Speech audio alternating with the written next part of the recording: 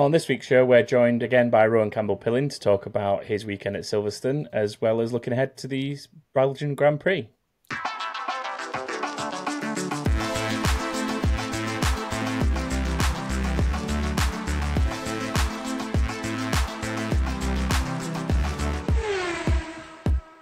Hello and welcome to another episode of Back of the Grid. I am Tom and I'm joined as always by Chris. Evening. But especially this time by Rowan Campbell-Pilling. Evening, Rowan. Good evening. Yeah, so Rowan's joined us this week. As I'm sure many of you know, Rowan appeared at the British GP weekend as part of the F4 support. First time in history, I think I'm right in saying that all four Formula Series have been together at a race event like that. So yeah, a little piece of history in the making there as well. But yeah, we're going to talk to Rowan a little bit about his weekend there, as then he's going to join us for all the usual stuff like storylines, predictions, and whatever else we've got. So yeah, it should be very interesting. Good to have you back, Rowan. Thank you for having me again, and yeah, can't wait to get talking about all things motorsport. Yeah. Well, I mean, the easiest place to start is with your weekend at Silverstone. How was that overall? Like, what was that experience like? I mean, I have done quite a few interviews after it, and I've still not found the words that properly describe how incredible it truly was. You know, it was just bonkers. Everything, every expectation. I mean, my expectations were high, and they were completely blown out of the water. Yeah. Just amazing. First of all, what a phenomenal opportunity to be able to showcase what we can do on such a big stage and fly the flag for my region of South Yorkshire and more precisely Sheffield, and show the world what we can do. I will say that I can't remember the name of the gent who does commentary for your series, but you or Rachel have him trained well, because I was watching coverage of race one and he was talking about you, and he was basically saying, not all these young lads and ladies are media trained, but Rowan does exceptionally well, permanently flying the flag for the Steel City of Sheffield. And like, he had a whole piece about you and Sheffield. So nice. One of you's prepped him pretty well, and he's got that in for you. So well, our commentator's called Richard John Neal, and he is such a lovely bloke. He does the ITV4 stuff as well. Yeah. And whenever I see him around the paddock, I stop and have a chat to him, because the commentators love to know a bit of backstory about you, and because then they can sort of portray that over to the viewer and tell the viewer more, which obviously the viewers are interested in. They're watching the motorsport not just for the motorsport but for the drivers, and it's good to be able to know a little bit more about the drivers and, you know, what they spend some of their time doing other than driving. Yeah, I mean, like I said, he did a very good job of that. I was impressed how much he did know. So, but I think that's a good thing, isn't it? When you've got somebody at that level that's genuinely interested in all of you up and down the grid and wants to know a bit more about you, so that he can add something to his broadcast side. But it's like a genuine interest in where you're all at, what you're all doing, where you're trying to get to, so that, you know, he knows and he's as invested in it as you are to some degree, in a way. Yeah, he does an amazing job of trying to catch up with as many people as he can, to be able to give the viewer insight into what it's like to be a driver and what else drivers do. And he does have genuine interest, and you speak to him and he's enthused by your story, and he's also got his story that you learn, and then you form a good relationship with the commentators, and then they can sort of, the better relationship, they can get stuff over to the viewer if you need them to. And like for race one, obviously, it didn't go quite to plan. We had suspension failure, but Richard cleared that up for us in race two on the broadcast. So just little things like that, where the viewer might not know what's happened, he can then tell them from you, if that makes sense. Yeah, he seems to be very much of the opinion that you need some luck to come your way, I think, especially with things like that. I remember, I think it was during race two on the Sunday. On the Saturday. No, which way around is it? I forgot. Sunday was race two. The Sunday morning. And he was very much saying that after the suspension failure, he just wanted some luck to come your way, and thought that if we didn't have bad luck, we'd have no luck. That's it. That was kind of his opinion, and it's been a bit like sort of peak and trough for you a little bit, hasn't it? Like that this season so far. You had Not some a little bit. Well, yeah. Yeah, I mean, do you mind talking about Alton? Can I talk about that one? Oh, that might Yeah, be of going a course you bit can. too far back. No, Um, I just wondered. I'm intrigued to know what happened at Alton, because there was a bit where I saw you essentially offline down at the hairpin, I think, yeah, and I was just so intrigued to know what had happened. there were a few things that happened at Alton behind the scenes, which then on track came through and sort of, I don't know, they all sort of came together, and then it was like the stars aligning completely for the wrong reasons, and it all goes peak tong. Yeah, Um, so race one, we had an amazing start, a really good launch. There were two stalled cars. I went in between them, and unfortunately, three cars went for the gap that I was already in. yeah, So that put us out of the race. The race got rerun. Unfortunately, we couldn't get back in the race. We also needed a new clutch, and we had some new brakes in at the time as well, because of damaged parts from the crash from race one. So race two, we're on the start line, ready to go. I lift the clutch up to start getting ready to go, and it bites much earlier than anticipated, and I jump the start. And then we get down to the first heavy braking zone of the lap. I was in the lead at the time, which was incredibly unfortunate, and I press the brake, and the brake pedal goes spongy, and I go straight on. Oh no. So it was just, one thing after another. There's not and a lot that I could have done about any of those situations, really. yeah. Just one of those weekends where, again, if we didn't have bad luck, we'd have no luck at all. So Yeah, I think that demonstrates it all accumulated in one big code there, doesn't it? But highlight of that weekend, at least, is fastest lap in that race. we Like did. with the clean air and obviously getting back onto the back of the pack, you were very quick. Like, I remember watching you, like, being there and thinking it's a shame you've had the issue in the hairpin, because you were genuinely the quickest guy on track there. Yeah. Yeah. And I'd I almost think that's protest. the silver lining for someone like me, I think, that watches you, is like stuff like that. Is we can see what, the talent that's there, which is really good to see. And especially, like, again, your weekend at Silverstone, like the pace you had at Silverstone on that stage in front of that many people and all that kind of stuff. Like, to be able to still perform at that level it's what you need to be able to get to the next stage. So it's really impressive to see. Big time. No, thank you. And I think it's important to recognise the trajectory we're on, although on paper it might not seem it. The car's getting better all the time. We're working better and better as a team together, and we are very much on the up. And in race two, if everyone else had taken their Joker lap as well, I think we'd have been leading. So no, that's my view on it. But no, we are definitely on an upwards trajectory, and we'll see. That moves nicely on to seeing what we can do in Zandvoort this weekend. Yeah, brilliant. Go on, Chris. Going back to Silverstone, it's obviously a place you've driven before. You did a race on the full circuit earlier this year, I think. I was impressed watching on TV, because some of your races were at pretty unsociable times to fit them into the F1 calendar. And I was impressed, like, how many people still turned out for your races. Does it feel different as a driver seeing that many more people and flags and just stuff around the track? I mean, it's incredible seeing the support, especially you get to have a good look on the in lap. You don't really look on the out lap or, when you're driving around, obviously. You sort of got a bit more on your plate than looking at people.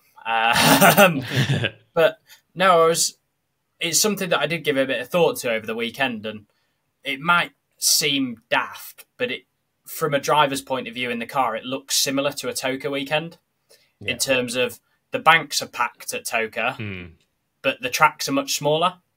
So therefore there are less banks, but it still looks like an awful lot of people. And it was the same at the F1, obviously. There's just a million times more bloody grandstands and all sorts. It's just got so much bigger. So it was a Toka weekend just scaled up massively. Yeah. How incredible to drive in front of so many people, and the fact of how early it was and the amount of support that came out for F4 was just incredible. And our first race on Saturday was straight after qualifying in Formula One, and the amount of people that stuck around after that as well. like getting out the car when I made it round to Maggots and Beckett's, walking back to the Marshall post where I was directed to, and the amount of people that were still there was bonkers. Yeah. I suppose from a TV point of view as well, like if you're watching on Sky Sports, you watch F1 and leave it on, and then it just kind of transitioned into seeing you guys race. So there must have been so many more eyes on it from that point of view as well that weekend. It's great to see. Incredible. Absolutely incredible. Yeah. In terms of it not being an official championship event, does that change any approach to it, or do you just go into it the same as any other weekend? I think pretty similar. Only obviously the stakes are higher really, because it's not non-point scoring, so there's no loss or gain in terms of if you go for the move and it's 50-50, what's the worst that can happen? You DNF. Okay, I don't lose any points in the championship, and that could be the difference between me winning this race and coming third or second. And so I think there's that element, and there's the element of people will go that extra bit and push that extra bit and go for that smaller gap. But my approach leading up to the weekend, my preparation stayed the same. Yeah, that's great. Yeah, I think with pretty much, feels like most racing drivers, you could put them in lawnmowers, and once the visor's down, they're just going to be racing like they would be racing anything else. It's instinct, I suppose, at that point. 100%. Yeah. And then you mentioned yourself earlier that you've got Zandvoort coming up this weekend, an international date for British F4 even.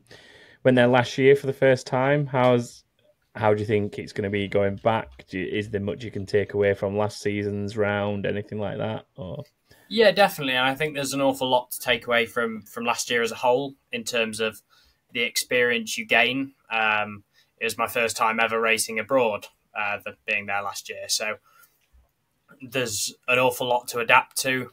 You're in a new climate.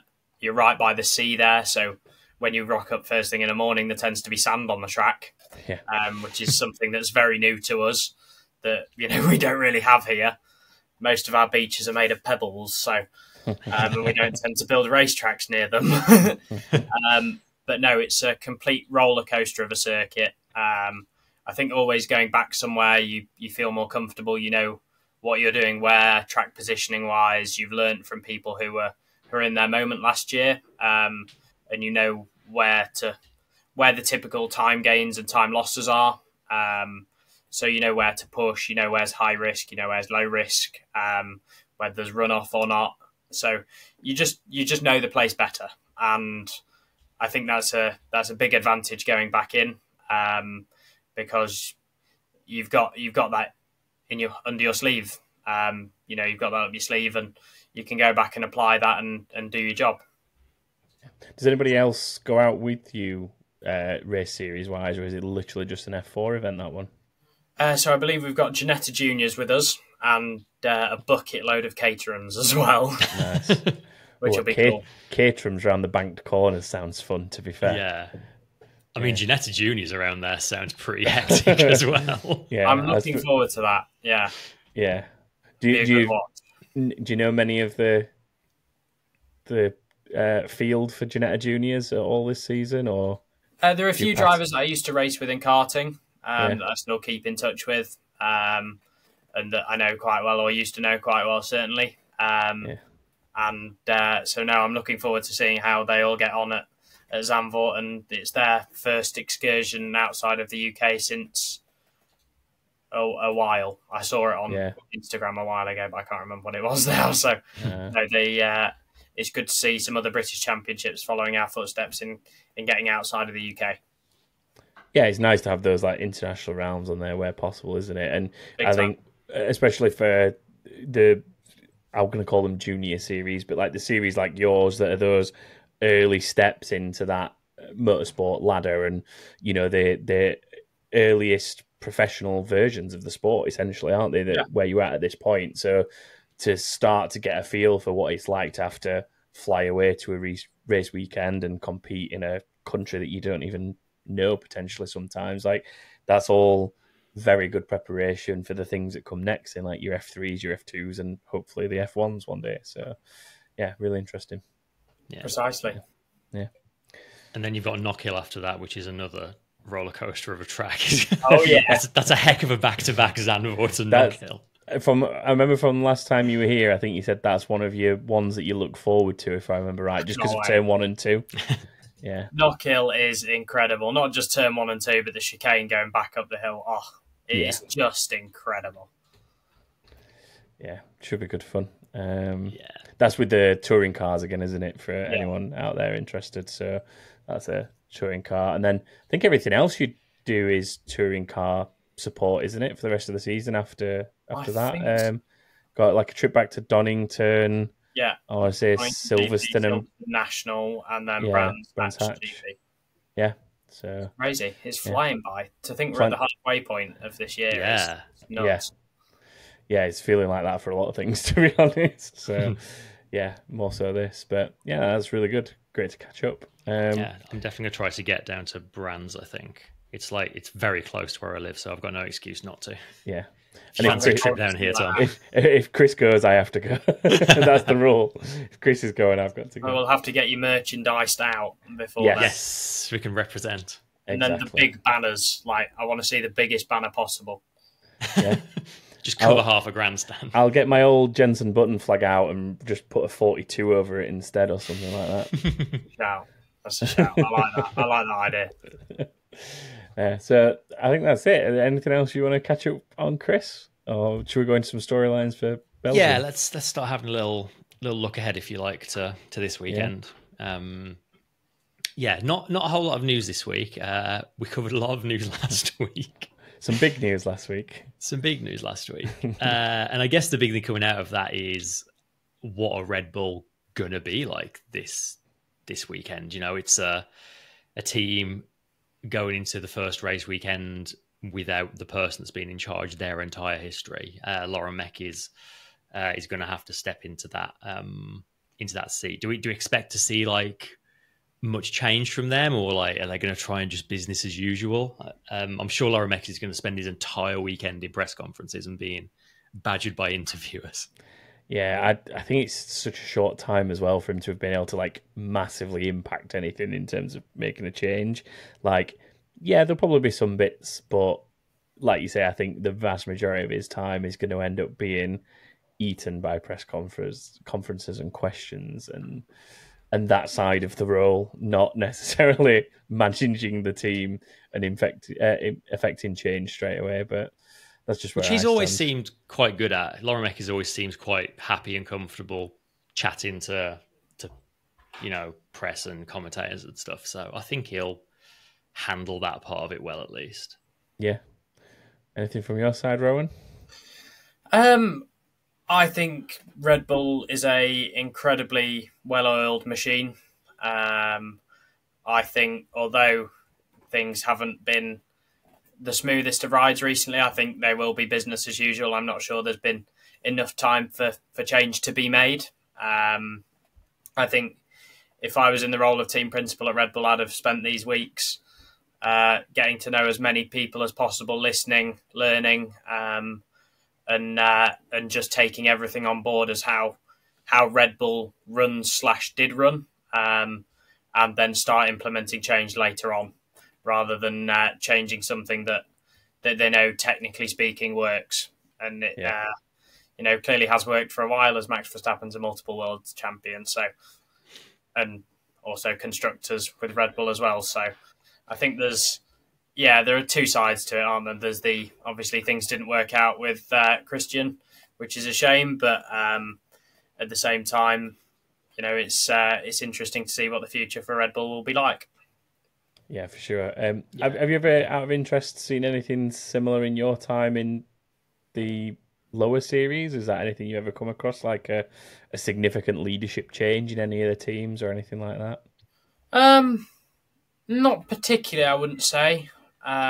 Sort of the team principles within our world, F4 and stuff, are pretty set usually. Or certainly team managers don't tend to move around an awful lot, and if they have, I haven't really been involved in that. So wherever I've been, it's been pretty settled.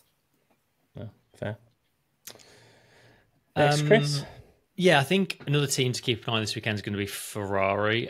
We know they brought a couple of upgrades after the most recent rounds. Earlier this week, they used one of their filming days, which obviously they always do a bit of testing in as much as they're able to during these filming days. Spa historically has been a track that Ferrari have tended to do well at as well. I mean, the fight between them and Mercedes in the constructors for second at the moment is, I mean, I think it's literally like a point or two between them still. So maybe a chance this weekend for Ferrari to jump ahead of Mercedes after a rough patch for them.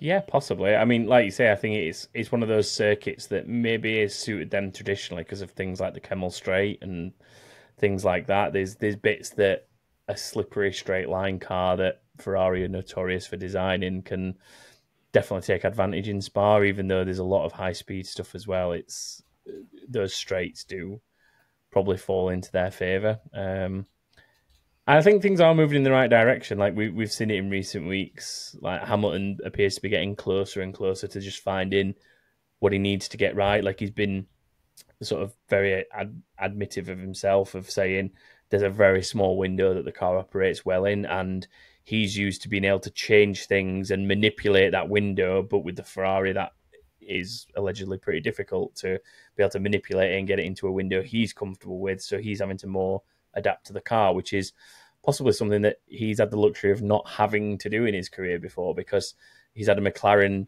that has worked to his needs and specification. He's then had the same with Mercedes. So this is like maybe the first time he's had to, at least in Formula One, had to like truly deal with a car that is that temperamental and has to be in that window. But it's coming good, and like I say, there's tracks like this that suit them. So I'd like to see him sniffing around a podium, maybe.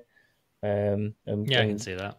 Giving the best of the rest outside McLaren a good run for a podium finish. Don't know about you guys, but I think it'll be a pretty close fight at the front. Like you say, the Ferrari's very good on the straights. So I think the McLaren seems borderline untouchable at the moment. But I think if anywhere is going to happen, I think it'll be somewhere that's very high speed and that falls into not only an aero category but a high speed straight line category. And if there's anywhere that's going to do it bar Monza, it's going to be Spa, isn't it?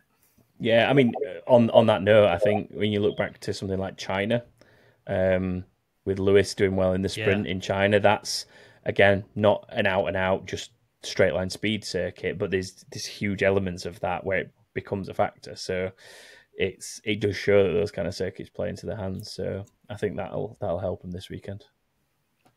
Yeah, for sure. I mean, the other story that's probably going to dominate the weekend is going to be Verstappen and Mercedes talk. I doubt there's going to be anything concrete will happen as a result of that. But it's always interesting to see how much the journalists manage to pick at them and try and get things to slip. I mean, we talked about this a bit last week. I still like your suggestion, Tom, that Zandvoort would be the perfect place for Mercedes to announce if a move is happening. Yeah. I don't know. What do you all think? Do we think this is likely to happen this year? Go on, Ron. I'll let you go first on this one because I keep going first. Personal opinion, if I was in Max's position, I think I'm not sure I would stay still, but I'm not sure I'd go to Mercedes.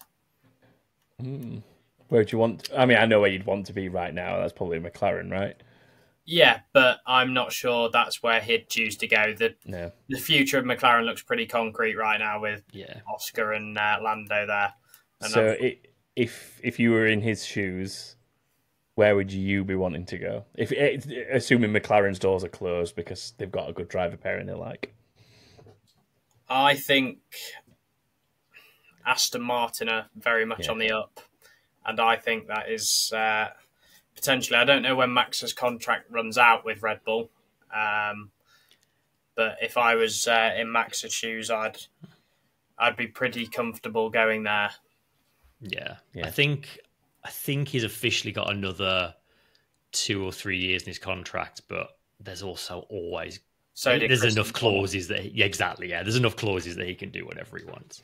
Yeah, especially with the performance of the car at the minute. I mean, I think this Horner thing, it's completely swings it one way or the other. I just can't decide which it is. Like, it's either the thing that, like, sort of, I think I said this last week when we were talking about it, but it's either the thing that Team Verstappen, quote unquote, want. They want Horner gone, they want new management, and they want to start building again, and he will stay, and that is the catalyst to that happening.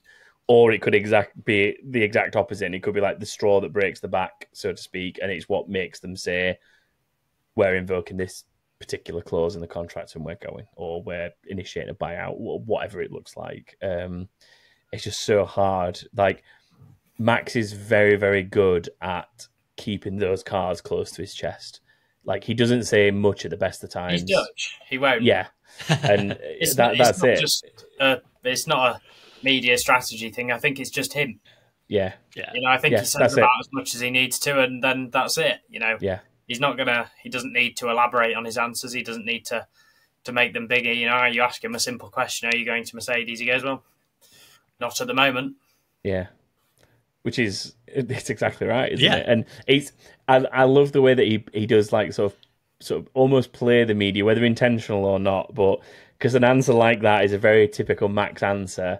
And the media will have a field day with it. It's like, well, he didn't say no, but he also didn't say yes. So what is he going to do? And Max has just sat there like, I haven't spoken to anyone about any contract at all. So I've just been doing iRacing. Yeah, I've just been busy trying to sim race. Just leave me alone so I can go sim race. I've got to prep for the Nürburgring 24 hours. Leave me Exactly. Yeah. Great. Part of me wants to see him in a Merc, just because that'd be like a bit of a cool combo for me to see him as a Mercedes fan and a fan of just Max in general and what he's brought to the sport over the last decade or so. I think that it would be cool to see what he can do in a car like that, but equally so something like the Aston Martin, like just to see what he does in another car, because I don't subscribe to this whole, you're not you've not proven yourself until you've done it in multiple teams, blah blah blah. I don't really agree to that. If you're a world champion, you're a world champion. Exactly. But part of me wants him to go do it somewhere else just to prove those kind of doubters wrong. Like, just because I know he could do it, we all know he could do it, but there's certain people out there that will just refuse to believe that he can do it until he does. So it'd be great to see him actually go prove those people wrong. But I think the thing is Max doesn't care what those people think, so he will just do what's best for Max. Yeah, which is part of what makes him so great, you know. Yeah, and there is part of me that loves the idea of him and Adrian Newey going to the team, basically the team that was once Jordan, and turning them into a championship-winning team. Like, that as a story sounds great to me. Yeah, there is that too. I want to mention Sauber as well. Obviously, they picked up that amazing podium last race, which on its own you could chalk up as a little bit of a freak result, albeit as a result of a very good drive from Hülkenberg. But they do seem to be a team that have been on the up recently after an atrocious start to the year. Do we think this is like form we're going to keep seeing? I mean, I don't expect to see on the podium this weekend, but... Never say never. You know, going into the Grand Prix weekend, would you have predicted Hülkenberg third? No, never in a million years. Never say never. I think Sauber certainly do seem to be coming on strong. Haas are the same. I think they're very much on the up. You know, Behrman's put in some really good performances, and so's Ocon. So I think there's certainly some upwards trajectory for a couple of the, you know, so-called backmarker teams from last year. But at the same time, you know, has everyone else found more for Spa? You never know. You know, they could have brought massive upgrades to Silverstone, and actually people have just caught up now. So there's always, it swings and roundabouts, isn't it? You know, when someone makes one step, someone else makes two steps, and then you're still a step behind. Yeah, I mean, given the proximity of Silverstone to most of the team's factories, there probably were upgrades there, but given the weather over that weekend, probably didn't show what they were actually capable of. So, yeah, could be interesting to see how the order looks this weekend. Speaking of weather, sprint weekend this weekend, which means only one practice session, and it's looking like that one practice session may well be a wet one this weekend, which potentially means we'll have teams going into sprint qualifying with next to no representative practice, which could be very interesting.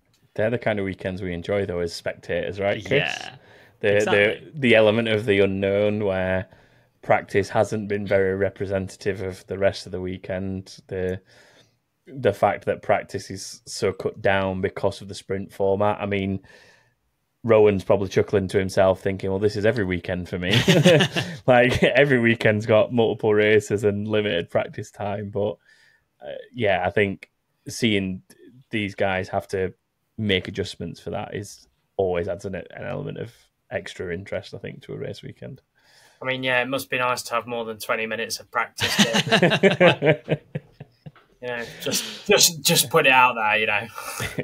What's that like? You must have experienced this at some point where, for whatever reason, practice is either washed out or you've got technical issues and you're basically going into qualifying like completely cold. Like, what's that like, having to be figuring out where the car is and what the track feels like while also knowing you're qualifying for a race? I mean, I can't say I've been in the position many times. I think the hardest one that we've been in was at the Grand Prix weekend. There wasn't rain in practice, if I remember correctly, but we were struggling with the car to get it in a good window. We ended up in the pit stop making quite a lot of changes, and then on the second tyre run, I think there was a red flag, and then something else got thrown at us as well, and we didn't get a lap in, and we were way outside the top 10 in practice, and you come away from that, you go sit back down in the truck and you're like, you know, we might need a rethink here. But I think part of it is sticking to your gut, knowing what worked on the sim and what didn't. So that's where that side of things come into it, as well as just having faith in that, you know, maybe the grip wasn't up there, maybe the track wasn't up there, or maybe you weren't up there. You know, there are so many variables. It was very, very windy.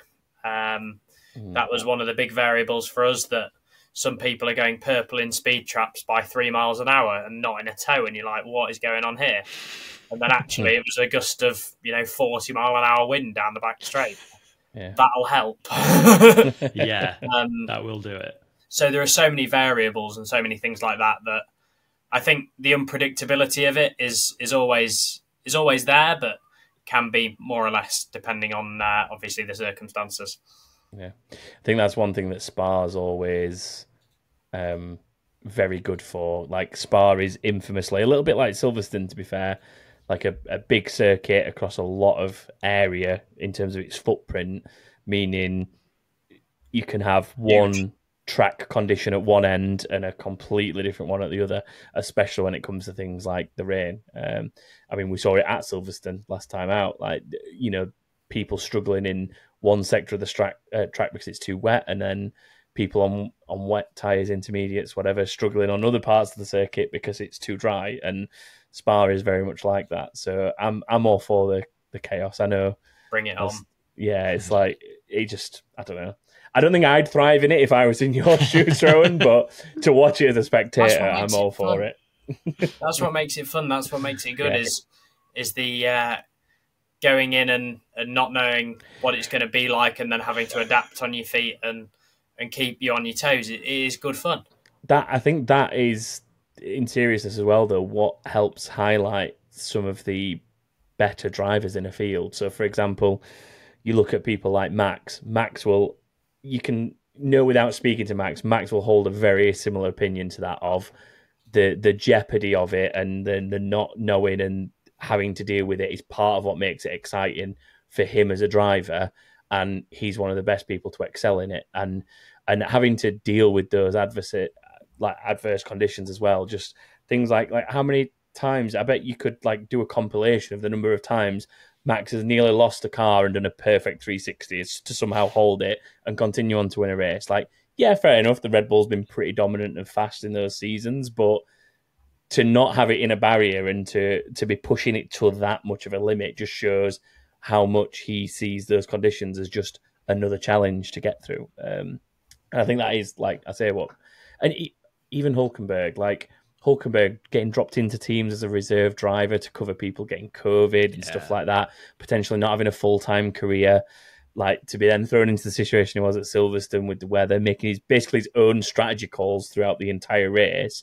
He's thrived in all those situations for years and finally got that little bit of a reward for it. Yeah, like it's finally gone his way. And yeah, I think a lot of people have known it for a long time, but drivers like that finally get those things come together, but embrace the challenge when it comes, they're the ones that are going to be successful for sure. I think at the time of in their shoes, when part of a track is wetter than another, there's no feeling more terrifying than going into cops, not knowing whether you're going to go straight off, not knowing whether you're going to have the snap of oversteer of your life or what's going to happen. But then when you go in and you catch it or whatever happens and you drive out the other side, it's quite a cool feeling and you're like, hell yeah, that was fun. Were you guys relatively flat through cops? I can't remember. Or do you have a bit of a lift and a downshift, I think, don't you? We brake. You brake, okay. We don't downshift. We just brake and get back to power relatively steadily because certainly on the Grand Prix weekend it was a heavy tailwind into cops all the time, and that affects us quite a lot because we don't have an awful lot of downforce. Yeah. So when there is wind hitting the side of your rear wing end plate, it does move the rear of the car. Right, shall we make some predictions to finish up? Yeah, we can round out with some predictions. We'll certainly try anyway. Yeah, well, I mean, it's always a guessing game at this part of the week, isn't it? We've not even seen anyone at the track yet. So who got Hulkenberg right? Imagine if somebody had got a Hulkenberg podium. That would have been incredible.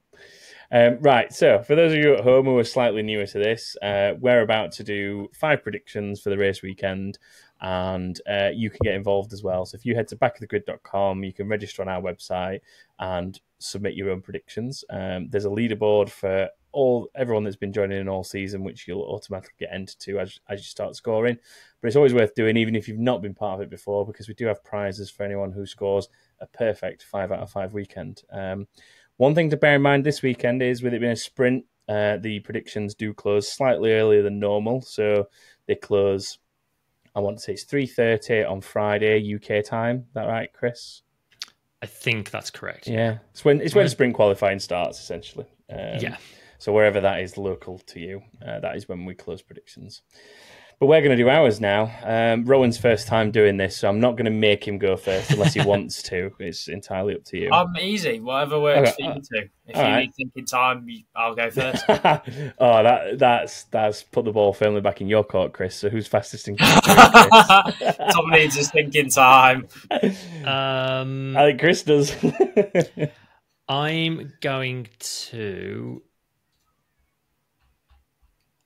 I'm going to go back to Oscar this week. I'm going to say Piastri. Okay. I'm going to go the other way, and I'm going to say Lando is going to continue this little bit of form he's picked up. So I'm going to say Norris. And Rowan? I'm with Chris. I'm very much in the Oscar camp. I do think Oscar is on form at the moment, and I think he'll do a great job this weekend. I think he'll turn the frustration from Silverstone back into motivation and come and run away with it. Yep. Do you think he can turn it into a win then? Is that why you'd go for race winner? I think Oscar and the McLaren are just gelling really well and working really well together at the moment, and I think he'll be gunning to extend his championship lead. Yeah, 100% agree. Piastri win for me as well. Piastri double. I'm just going to be really boring and say Norris double, and then I do think at the minute with those two. Oh, hang on, are we doing sprint and Grand Prix? No, we only do Grand Prix. I've never had the time essentially to update us to a full sprint format to be able to do that and work out how it would work. So we only do the Grand Prix. But that's an interesting thing to add. To be fair, is that I think that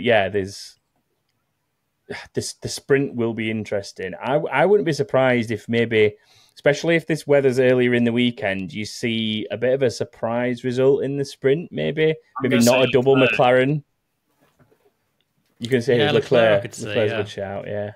Honestly, even Max. Like if it's a bit damp for sprint qualifying, I could see Max or even Lewis actually in those conditions sticking on the front. I mean, my favourite thing about Max in recent years has been him complaining adamantly that the car is no good, and then within minutes, if not seconds, posting a completely purple lap in all sectors. Yeah, you're normally hearing that radio as the purple sectors are appearing. So I wouldn't be surprised if we saw one of those kind of weekends from Max at some point. Right, first DNF. Rowan, I'm going to make you go first on this. This one's a hard one, and it's an unfair one, to be fair, especially for you maybe from a driver's perspective, but we like to try and predict who's going to go out of the race first. Who do I think? I'm going to say...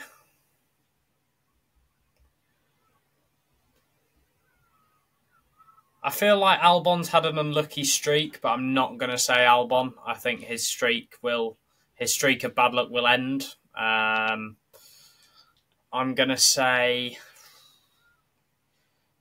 Who's... I don't know. None of them are consistent liabilities, are they? They're actually quite decent drivers, as you'd expect. I'm going to say... I mean, typical routine for us is to probably find someone who we think is going to end up qualifying midfield-ish. Especially at Spa with turn one. Yeah, be a bit desperate to get out of that. So that's all we normally do. That or my favourite mantra is home race, but there's no one with a home race here, technically speaking. I'm going to go Tsunoda, I think. Okay. Yeah, that's not a bad shout. Tsunoda's someone who, in that situation... If he doesn't get the qualifying result, he's always a little bit desperate to get places back quickly because he knows where the team want him to be. So, Tsunoda's not only a bad shout. The source is just turn one incident generator. Crash fest. Yeah, I mean, a little bit less so since we got more runoff, but even still, like that just became an overtaking. They've gravelled it now, haven't they? I think. Oh yeah, of course they have put the gravel back. So yeah, maybe we will. Yeah, never thought about that. I'm going to go for Alonso for similar reasons, I think. Is this because you can see me wearing an Alonso hat? It's not, actually. Because that's the this is why I shouldn't have any merch. I know we're talking about having your merch, Rowan, but there's an infamous thing around this podcast that if I get someone's merch, no matter who it is, and wear it during a race weekend, they usually have a terrible result. You actually don't want to give Tom any merchandise. The most recent scenario was me buying a Lando Norris hat, a McLaren hat, sticking it on during Canadian GP, and then obviously what happened. Had an incident with Carlos Sainz before as well, buying a Carlos Sainz Ferrari hat. Cursed. I'm talking you out of giving me a hat now, but we'll have to turn that around. That's what I'm saying. We'll have to turn it around and prove that it's not a consistent thing. Yeah, I like that optimism. I like the optimism. Yeah. First DNF though, I wasn't stalling, I promise. Definitely stalling. I want to be really, really mean because this is the kind of thing I do with this prediction. So you know how normally I go for like a home team or a home driver or something significant. I think Chris knows where I'm going because he's like, don't do it. Do you know what I'm going to say? I mean, the two drivers closest to being Belgian are Norris and Verstappen, right? No, it's not. It's not that. Okay. It's something slightly different. It's the 0 to 0 situation. Paul got it in the chat. I'm going to say Hülkenberg after the immense highs of Silverstone. Cruel. I am. I'm a horrible man. But if it gets me a point, it gets me a point. Number of finishers. Chris, how many people do you think will finish this race officially? I'm going to go for good old reliable 17. Okay, that's a fair one. Rowan, what about you? I'm going for 19. Thinking a good field. Hang on. Oh, go on. Can I change it? Yeah, it's not locked in yet.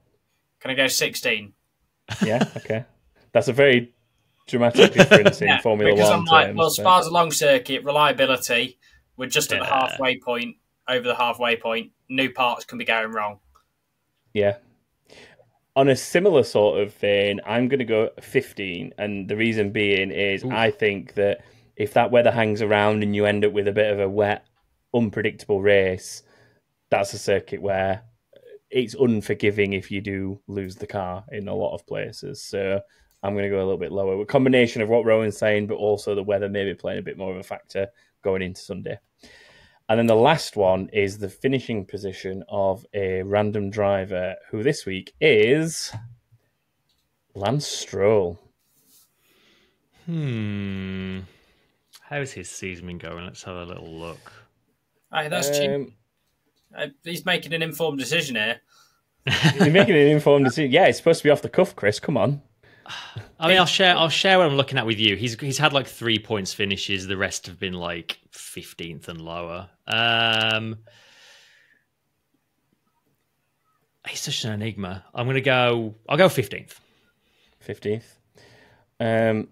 I'm going to be one of those people that's been a bit cruel again, and I'm going to say he's one of my DNFs. So I'm going to say 17th for me. So he's somewhere in those DNFs. And Rowan? I'm going P12. I think he'll just outside the points. To be fair, I will give Lance Stroll a little bit of credit in the sense that although his results haven't been great this year and he's been down the bottom end of the field, in the scenarios where the weather starts being a factor, he does generally get a performance out of the car. He's one of those people that can get pace out of it in the wet where others struggle, and we've seen it countless years. Like the results in Turkey. I mean, he was running in the podium places in Silverstone, and I know he fell back a little bit, but that was possibly more strategy and not being on the right tyre at the right time to some degree. So, yeah, if that weather plays a factor, he could probably get a good result. But I think at the minute with that car, he's a little bit dependent on that. That's the main problem. It's not the greatest car this season, is it? There you go. That is our predictions done.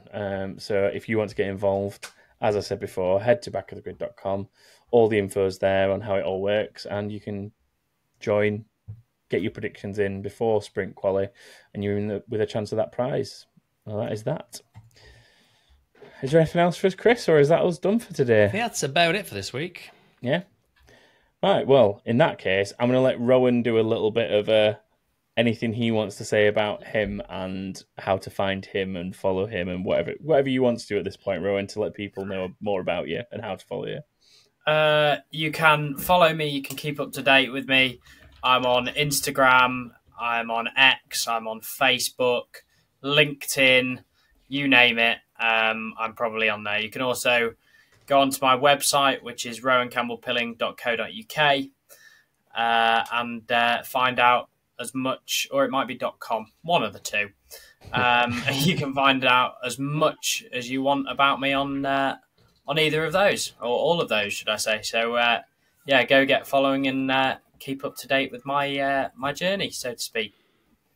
Yeah, and we can watch you racing this weekend at Zandvoort as well. I believe it's live on YouTube on the British We're a Tools British F4 channel. Yeah, nice. And to confirm, it's .co.uk. Copy that. Well done. Quick check for you. Thank you, Tom. There you go. And with that being the case, that is us done for another week. So if you want to find us, all the usual places at Back of the Grid. You can find us on all the socials, usual kind of places. Head to backofthegrid.com for any information about the Predictions League. And remember, also the Fantasy Leagues are on there as well. And if you're an IndyCar fan, remember we've got a Fantasy League for that as well. So that is all that. If you're with us here on YouTube, please do remember all the classic like and subscribe, all that stuff. It really helps us out. And if you've got any questions you want us to maybe pass on to Rowan, drop them in a comment and I'll be sure to get them across, and we'll maybe see if there is any, we can always get some answers from him and maybe go through them on another show. So that is it. Enjoy the... I keep wanting to say Spanish Grand Prix for some reason. It's because of the Spa. I keep seeing Spa in my mind, and I keep going Spa. Takes me a couple of weeks off. Yeah, enjoy the Belgian Grand Prix. You almost said it again there. I know, I did. Yeah, you hesitated. I mean, my argument is I'm not a professional at this. This is technically a hobby for me, so I do the best I can with the tools I have. Okay, yeah, the Belgian Grand Prix. Enjoy it. We'll be back next week, and we'll be reviewing the Belgian Grand Prix as well as looking ahead to Budapest. Bye, everyone. Bye. Bye bye.